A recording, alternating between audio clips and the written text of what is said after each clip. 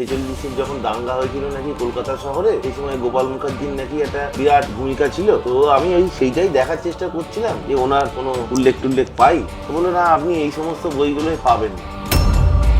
কালী পুজো রাতে পাতালপুরি থেকে অন্যান্য ডনরা এসে ওনাকে প্রণাম টনাম করে যেতেন রাতে বেলায় গভীর অন্ধকারে। আপনি কোথায় কিভাবে পেলেন না পেলেন আমি জানি না, কোনো বইয়ে পেয়েছি। আমরা এই ধরনের কথাবার্তা কোনোদিন দাদুর কাছেও শুনিনি। যে মানুষটা আজকে 93 বছর বেঁচে ছিলেন, যেই মানুষটা 2005 পর্যন্ত আমাদের মধ্যে, আমাদের পরিবারে, আমাদের সঙ্গেই ছিল, এমন একটা ঘরানা থেকে উনি বড় হয়ে উঠেছেন।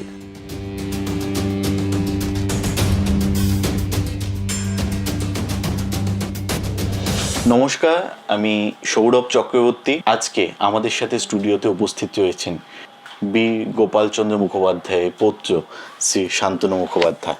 নমস্কার। 2024 সালে প্রথমবার বাংলা ভাষায় শ্রী গোপালচন্দ্র মুখোপাধ্যায়কে কেন্দ্র করে আমি লিখেছিলাম কলকাতা কসাইখানা। শান্তনুদা, আমরা ওনার সম্পর্কে জানতে চাই।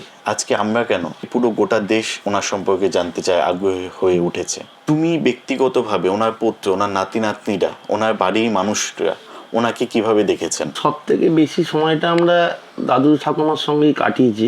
খুব কম কথা বলতেন, অত্যন্ত রাজবাড়ী মানুষ। আচ্ছা, আপনি 10টা কথা বললে হয়তো একটি কথার উত্তর দিতেন। যেই মানুষটা 2005 পর্যন্ত আমাদের মধ্যে, আমাদের পরিবারে, আমাদের সঙ্গেই ছিল, এমন একটা ঘরানা থেকে উনি বড় হয়ে উঠেছেন। এই ঘরানাটা হচ্ছে সম্পূর্ণভাবে একটা স্বদেশী ঘরানা। বিপ্লবীদের পরিবার থেকে উনি গড়ে উঠেছেন। যে অঞ্চলে উনি থাকেন সেই অঞ্চল থেকে ভারতবর্ষের স্বাধীনতা আন্দোলনের অন্যতম যে দলগুলো আন্দোলন পরিচালনা করেছিল, যুগান্তর দল, অনুশীলন সমিতি, আত্মোন্নতি সমিতি, এই আত্মোন্নতি সমিতি আমাদের ওই মলঙ্গালন থেকে পরিচালিত হতো। হরিদাস দত্ত, গিরীন্দ্রনাথ বন্দ্যোপাধ্যায়, রনেন গাঙ্গুলি, এনাদের মতন সমস্ত বিপ্লবীদের সান্নিধ্যে তাকে আর নতুন করে শেখাতে হয়নি যে দেশপ্রেম কি বা স্বদেশী আনাটা কিভাবে করতে হয়, দেশের জন্য কখন নিজেকে নিয়োজিত করতে হবে। তো সেই মানুষটাকে নিয়ে, যে মানুষটার ভারতবর্ষের স্বাধীনতা আন্দোলনে যার একটা সক্রিয় ভূমিকা, পরবর্তীকালে আজীবনকাল নেতাজির ভাবধারা, নেতাজির মতাদর্শে নিজের জীবনটা উনি উৎসর্গ করেছেন। যে সংগঠনটি এখনো পর্যন্ত আমরা ওনার বহন করে নিয়ে চলেছি, সেই সংগঠনটি নেতাজির মূল মন্ত্র আজাদিন বাহিনীর ইত্তেফাক ইদমত কুরবান, একতা বিশ্বাস বলিদান, এই মূল মন্ত্র নিয়েই জাতীয় আত্মত্যাগ সমিতি আজও এগিয়ে চলছে, যার পথ চলা শুরু হয়েছিল 1945 থেকে গোপাল মুখার্জির হাত ধরে। 1946-এর কথা যদি আসে, দ্য গ্রেট ক্যালকাটা কিলিং, তাহলে সেই ইতিহাসটা তো প্রামাণ্য ইতিহাস, যেটা আমরা সবাই জানি। 46-এর দাঙ্গায় দেশের একটা সংকটময় পরিস্থিতি তৈরি হয়েছিল। মুসলিম লীগ দ্বারা বহু পূর্ব পরিকল্পিত, যার একটা বিরাট চক্রান্ত ছিল যে ভারতবর্ষের সীমানাটা হবে গঙ্গার ওপার থেকে, আর এপার থেকে পূর্ব পাকিস্তান বা বর্তমান বাংলাদেশের অভ্যন্তরে চলে যাবে। ঠিক এই ব্যাপারটাকে উনি একা হাতে, বলবো না, একজনকে তো নেতৃত্ব দিতে হয়, সেই নেতৃত্বের জায়গাটা গোপাল মুখোপাধ্যায় দিয়েছিলেন আমার দাদু। তার সঙ্গে নানান ভাষার লোক ছিল, বিহারি, উড়িয়া, পাঞ্জাবি ছিল, নেপালিরাও ছিল কিছু। তাদেরকে সংগঠিত করে হাতে অস্ত্র তুলে দিয়েছিল, অস্ত্রের প্রয়োগ করতে হয়েছিল সেই দাঙ্গা প্রতিরোধ করতে। 1946-এর যে সময়টা গেছে, সেই সময় থেকে আজ অবধি ওনাকে নিয়ে বহু জায়গায় লেখালেখি হয়েছে। এক এক বইয়ে এক একভাবে তাকে দেখানো হচ্ছে। কোনো বইয়ে তিনি বীর সন্ন্যাসী, কোনো বইয়ে তিনি কালীভক্ত, কোনোটায় তার উগ্রতাকে দেখানো হচ্ছে, কোনোটায় তিনি বাহুবলী। এই ব্যাপারটাকে আপনারা কিভাবে দেখছেন? আমি একবার কোনো একটা বইমেলার অনুষ্ঠানে 46-এর ওপরে দেখলাম প্রচুর কালেকশন। বইটাকে ঘাঁটছি, দেখছি সমস্ত পাতা উল্টে উল্টে। তো যে ভদ্রলোক আমাকে অ্যাটেনশন দিয়েছে, দিয়ে আমাকে বলছে যে ভাই আপনি 46-এর ওপরে বইগুলো দেখছেন। আসলে আমি শুনেছি অনেকের কাছে যে এরকম 46-এর যখন দাঙ্গা হয়েছিল নাকি কলকাতা শহরে, এই সময় গোপাল মুখার্জির নাকি একটা বিরাট ভূমিকা ছিল, উনি অনেক কিছু করেছিলেন। তো বললো না, আপনি এই সমস্ত বইগুলোই পাবেন না, কারণ আমাকে বললেন। তো যাই হোক, সেটা আমি ওই রাজনৈতিক ব্যাখ্যায় আমি যেতে চাইছি না। রাজনৈতিক ব্যাখ্যাটা করাটা আমার উদ্দেশ্য নয়।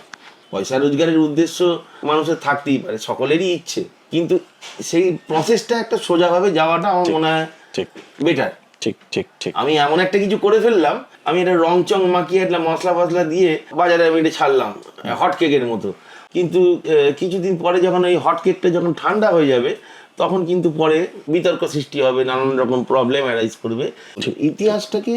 ইতিহাসের জায়গায় রেখেই আমাদের মনে হয় এগোনো উচিত। কোনো কোনো বই আমরা জানতে পেরেছি আপনার খুব ওই কালী পূজার সময়টা খুব বড় করে কালী পুজো হতো আপনাদের মোটামুটি। হ্যাঁ, ও দাদুর হাতেই তৈরি। এখন ওটা বারোয়ারি পুজো হিসেবে ওখানে পরিচালিত হয়, বাদ পুজোটা হয়। ওরাও চেষ্টা করে যে ওটাকে নিষ্ঠা আচারে সুন্দরভাবে করার। আমাদের দাদুর একটা মূল আকর্ষণ ছিল ওই কালী পুজোর, যে বেনারসের অন্নপূর্ণা মন্দিরে যেভাবে মাকে অন্নকূট নিবেদন করা হয়, ওই রকম ভাবে আমাদের ওই পুজোয় অন্নকূট নিবেদন করা হয়, দরিদ্র নারায়ণ সেবা হয়। পুজোটা এখনো চলছে। হ্যাঁ, আচ্ছা, এই পুজো নিয়ে আমরা বহু বইয়ে পড়েছি বা কোনো কোনো বইয়ে আমরা জেনেছি যে ওই সময়টায় যেহেতু ওনাকে বাহুবলী বলা হচ্ছে বা ডন বলা হচ্ছে, ওই সময় কালী পুজো রাতে পাতালপুরি থেকে অন্যান্য ডনরা এসে ওনাকে প্রণাম টনাম করে যেতেন রাতের বেলায় গভীর অন্ধকারে যখন লোকজন কমে যেত। এরকম অনেক পড়েছি আমরা জানতে চাই যে আমাদের দোকানেই তো দাদু সারা রাত থাকতো। আচ্ছা, আর বেশিরভাগ গল্প আমরা দাদুর বন্ধু বান্ধব ঠাকুমা এদের কাছেই শুনেছি। তারপরে এসে দাদুকে যখন জিজ্ঞাসা করেছি কে বলেছে তোকে, এ বলেছে, ওই অমুক বলেছে, তমুক বলেছে বলে নানান রকম, তখন আস্তে আস্তে ও হ্যাঁ হ্যাঁ এইরকম ঘটনা, এই তখন সে এইরকম আমরা এই ধরনের কিছু গল্প শুনিনি। এরকম প্রচুর আপনার শোনেননি? না, প্রচুর এরকম ফেক কথাবার্তা আছে। দাদা, কলকাতা কসাইখানা যখন আমি লেখা শুরু করেছিলাম আমার মাথায় শুধু 1946 ছিল। পরবর্তীকালে যখন আমি গোপাল মুখোপাধ্যায়কে জানতে পারলাম, ওনার আদর্শ বুঝতে পারলাম, আপনাদের সাথে যোগাযোগ হলো, তখন আমার মনের মধ্যে ইচ্ছে জাগলো যে ওনার যে পূর্ণাঙ্গ একটা জীবনী সেটা লেখা। আপাতত আজকে যে অনুষ্ঠানটি আমরা এখানে চলছিল সেটার মাধ্যমে আমাদের কিছু স্টেটমেন্ট ছিল, সেই বক্তব্যগুলো আপনাদের জানালাম। শান্তনুদা, আপনাকে অসংখ্য ধন্যবাদ। আপনি আপনার ব্যস্ত সময়ের মধ্যে থেকে সময় বের করেছেন শ্রী গোপালচন্দ্র মুখোপাধ্যায়কে নিয়ে আমাদের যে কৌতূহল আছে, সেই কৌতূহলটা কিভাবে আমরা আগামী দিনে নিবারণ করতে পারি সেই সম্পর্কে আপনাদের জানিয়েছেন, আপনাদের সবাইকে জানিয়েছেন। এরকম কাজে, এরকম সেন্সিটিভ বিষয় নিয়ে কাজে অনেকগুলো বাধা বিপত্তি থাকে, আপনারা বুঝতেই পারছেন।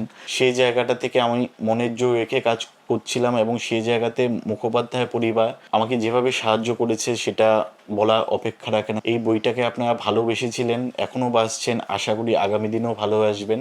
মহাগুরু পড়ার আগে অবশ্যই কলকাতা কসাইখানাকে জানতে হবে। আশা করি আগামী দিনে একটি মানুষ যেরকম চাইছে সত্যি জানতে, সেই সত্যিটা মানুষকে আমরা জানাতে পারবো। নমস্কার, শুভ সন্ধ্যা।